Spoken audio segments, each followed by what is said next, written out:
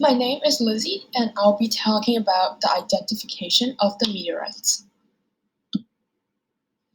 Meteorites can be confused with other rocks formed from Earth, for example, pumice.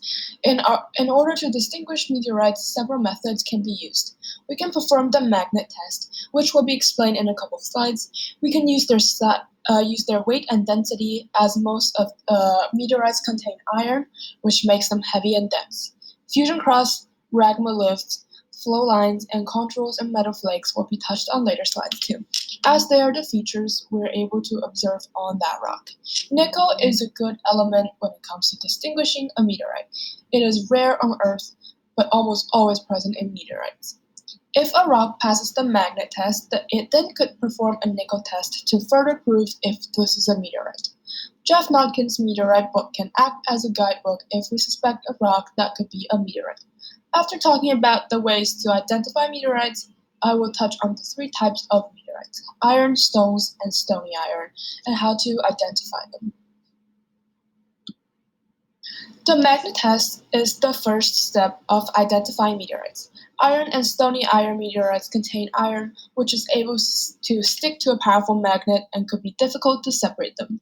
Most stone meteorites contain a good amount of iron in them as well, which also works with the magnet test. However, lunar and Martian meteorites contain little or no iron, which makes a powerful magnet not even work on them. But these meteorites are extremely rare, so as a general rule, these specimens are discounted. Fusion crust is able to be observed when tremendous heat is generated by great pressure, which causes the surface of the rock to melt and the air around it incandescence. As a result, the surface of the rock forms a thin, dark rim, and that is a fusion crust. In the picture, you can see that the crust is very thin, almost like chocolate-covered almonds, but not a lot of chocolate covered. Magma lifts are thumbprint-like features on the surface of the rock. They are formed from the melting of the outer layer as they were flying. Hence, it is another unique feature of the meteorites. This is a picture of a meteorite that has this magma lift feature on its surface. Think of it as you are pressing your finger into a piece of clay, and what leaves behind would look something like this. We can observe flow lines on meteorites that went through a consistent direction of travel. As we can observe from the picture shown in the slide, that flow lines are straight, tiny, and often spreads out like a radial fashion. Chondrules is what made up of chondrite. They have grain-like features and are formed as molten, free-floating droplets during high-temperature events. This is a figure that shows the chondrules, but sometimes these kind of rocks can be mistaken as an earth rock. So to further confirm that it is a meteorite, a simple test could be done by removing a little piece of the rock and observe the interior. If it contains metal flakes and small, round, and colorful inclusions, then it is a stone meteorite. Now we can talk about the three types of meteorites. The first type is the iron meteorite. The iron content of iron meteorite is 90 to 95%.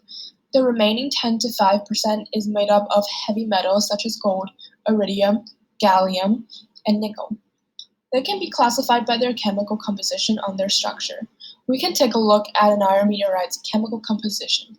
If the silica content in this particular rock has a higher percentage of 60, it is unlikely that this rock is a meteorite. Lunar granite is an exception. I will not go into any deeper on this, as it will be further explained in other sections. Stone meteorite is another type of meteorites. It is an easy group to identify due to it is the largest group among the three types of meteorites. The most significant feature of them is that they contain chondrules, which was elaborated in the previous slides. The last type of meteorite is stony iron meteorites. They are the least abundant among the three types of meteorites and consist only less than 2% of all known meteorites. There are two types of stony iron meteorites: palladides and mesositerites. These will be further explained in the other sections as well.